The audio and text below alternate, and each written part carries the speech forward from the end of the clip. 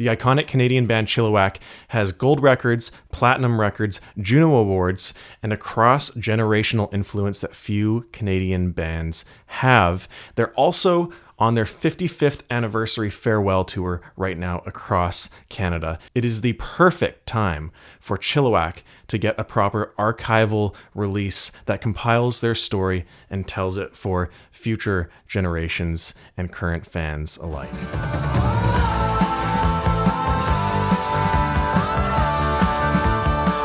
So to give a brief history, Chilliwack started as the Collectors. They go back to the mid-60s around that time. And before transforming into Chilliwack, they were a part of a CBC show that broadcasted across Canada. They eventually became Warner Bros. Artists and lived down in LA and were performing regularly at the Whiskey A Go-Go. These guys were a real psychedelic prog rock group, really a part of that mid to late 60s culture in LA. Eventually, as Chilliwack, they found their commercial success and even became heavily awarded, especially between the songwriting powerhouse Bill Henderson and Brian McLeod. Members have recognition in the Canadian Music Hall of Fame, the BC Walk of Fame, the Order of Canada, and much more. This isn't just any old band from the past begging to be remembered. Chilliwack has historical significance to Canada and music beyond. And after being that psychedelic prog rock band in the underground scene in those early days, they really did find their commercial success later on. So Chilliwack had 2 gold records, 4 platinum records, 5 of their albums showed up in the Canadian top 40. Since their early days, they've had 10 of their singles chart in the top 40 and about 26 total charting singles. Last but not least, on my point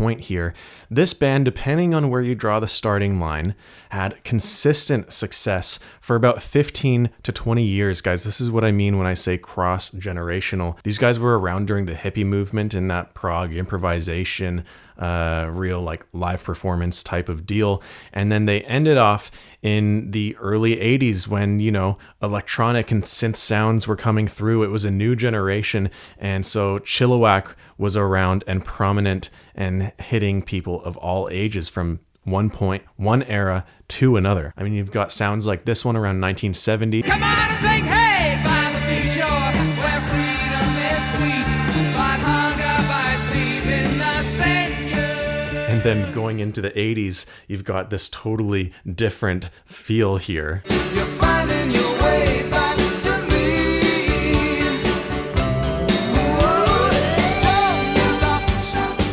And so Chilliwack and Bill Henderson, who was largely a part of their evolution, you know, they had the ability to appeal from generation to generation. Not a lot of bands could do that successfully. But despite how destined for greatness Chilliwack seems to be, it was almost like they could never catch a break. And much of that was to do with record labels. I'll try to paint a bit of a timeline here. So here is what you might consider their breakthrough commercial album, Dreams, Dreams, Dreams, 1977. You got Fly at Night, California Girls, Baby Blue. They found this new rhythm that they liked, this commercial sound, and this was what they were going to do moving forward. So they tried to replicate it again with Lights from the Valley.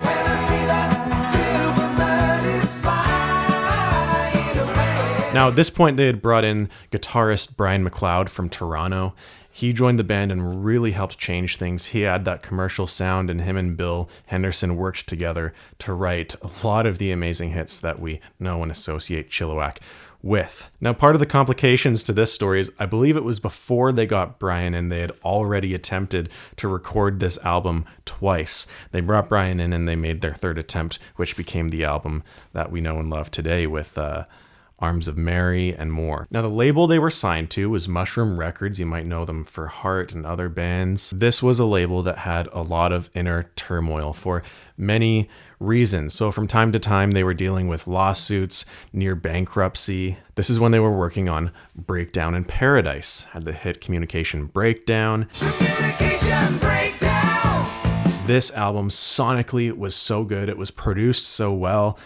This album should have really helped them go from Dreams, Dreams, Dreams to Lights from the Valley to Breakdown in Paradise and really take that next step up. But because of all the issues going on within Mushroom Records, the album just wasn't getting the promotion that it deserved. They really weren't being supported as a band, which we all know Canadian acts really needed at that time a lot of support to help get that extra lift. Now, I think it was after that, the year 1979, maybe before, don't quote me on the order, CEO or owner of Mushroom Records, Shelley Siegel, passes away and the label collapses. They just cannot catch a break no matter what. They try, they have a hit single, and it helps to propel them a bit, but something always seems to happen to hold them down, suppress them.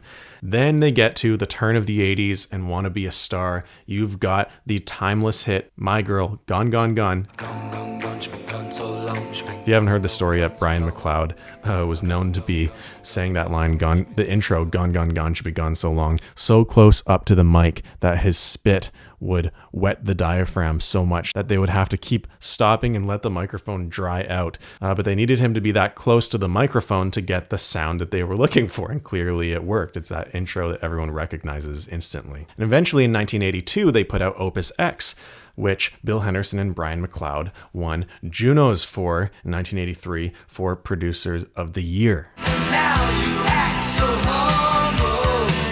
Don't wanna show what a good time you're having. So finally, they were able to enjoy some fruits of their labor and their hard work. And if you combine all of that success with Chilliwack, with the successes that those two, Bill Henderson and Brian Too Loud McLeod, enjoyed after their time in the band, this is legacy box set gold. They've got an incredible story here. Brian McLeod went on to do the Headpins, which was another huge classic rock Canadian band. Bill Henderson went on to do many other things, such as being musical director for Sesame Street Canada. He became the director of the Canadian Association of Recording Arts and Sciences. He was even the president of the Canadian Songwriters Association. Respectable stuff for a music industry professional, right? So there's a developing story here. So what kinds of materials could they include for a box set release for Chilliwack? Well, I could do an entire video on that, so I'm not going to go into crazy detail. But I mean, there's lots of things they could have fun with. There's the albums recorded on boats era. The fact that Lights from the Valley was recorded so many times, there's got to be those outtakes and recordings from previous versions and showing the evolution and development of the album.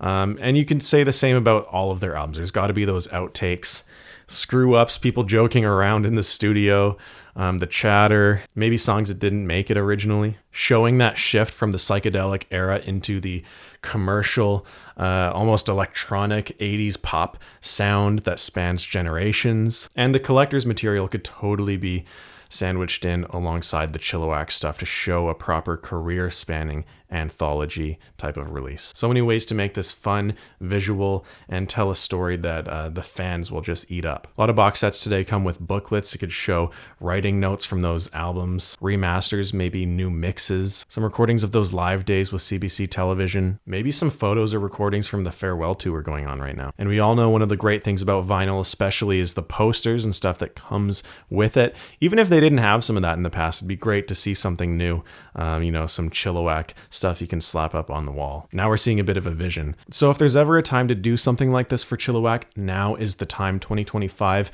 They're just wrapping up their farewell tour, 55 years of the band. I was fortunate enough to see their Vancouver show, the hometown show of this farewell tour. It's a huge honor. They were also my first concert ever in the 2000s at the PNE, so it's kind of come full circle for me. The Vancouver show was really cool. It was at the Vogue Theatre, and they had a lot of their old friends from their inner circle present. Claire Lawrence, the original saxophone player of Chilliwack and Collector's era, was present. So the time is now, and you can see there's a lot of heart in tying a bow on the Chilliwack story. So again, remember their huge discography, their national influence. There's a lot of archival potential here. Guys, unfortunately, Canada has a history of letting some of their acts fade away. And if there's a band that I really don't want to see this happen to, it's Chilliwack. Canada needs to start giving some proper preservation to their artists, and I think this is a chance to fix that. Musically, historically, emotionally, Chilliwack is that band. They deserve it. The time is now. So let me know what you guys would want to see in that Chilliwack archival legacy box set or special release or whatever that might look like. Maybe it's just one compilation album. You guys tell me, comment below. Feel free to let me know what your favorite Chilliwack era is in the comments. And if you enjoyed this video, please consider subscribing and let me know what band you guys want to hear next on my channel. I'm Josh. This is Vinyl Spin YVR. Thanks for watching. I'll see you guys in the next one.